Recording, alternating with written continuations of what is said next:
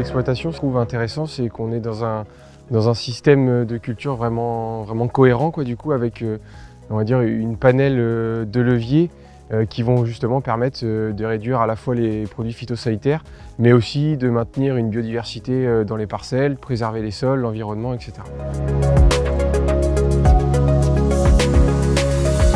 Moi, je me suis installé en 1996 avec mes parents.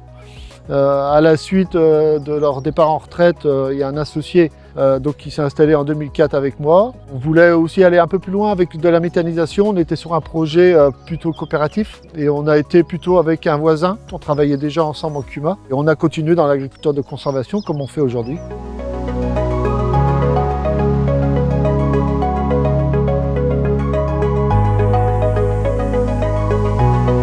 Pour arriver à cette réduction des phytos, ça ne se fait pas d'un déclic.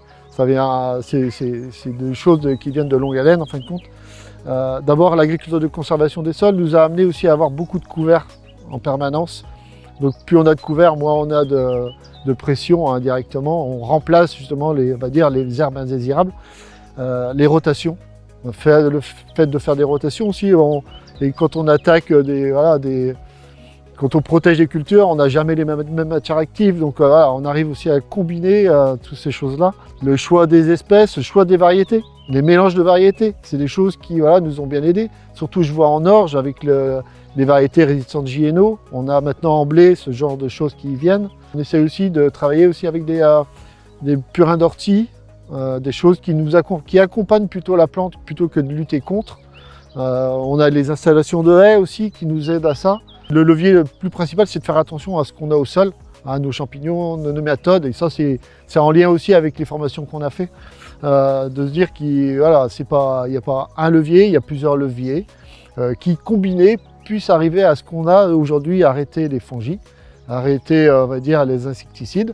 On a mis en place, nous, depuis quelques temps, un travail de sol léger. C'est par ces biais-là consécutifs, ces petits outils, qu'on arrivera à se passer de phyto.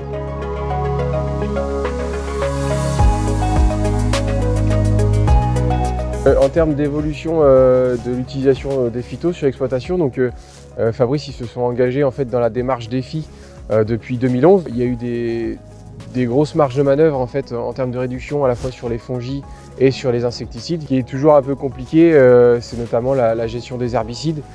Dans des systèmes où on a très fortement réduit le travail du sol, voire faire du semi-direct, et c'est vrai que c'est cette partie-là, du coup, l'utilisation des herbicides qui est un peu plus délicate à réduire. Mais voilà, sur le reste, sur l'utilisation des fongies, aujourd'hui, on est à peu près à un demi-IFT du coup, sur les céréales en termes de fongies, et c'est tout ce qu'il y a, quoi, du coup. L'effort maintenant, j'ai envie de dire, pour aller encore plus loin, c'est essayer de réduire cette partie herbicide, mais qui est quand même assez compliquée, malgré les leviers de rotation, de couverture des sols. C'est un peu le point, on va dire, qu'il faut améliorer, mais qui est plus difficile aujourd'hui à faire, quoi.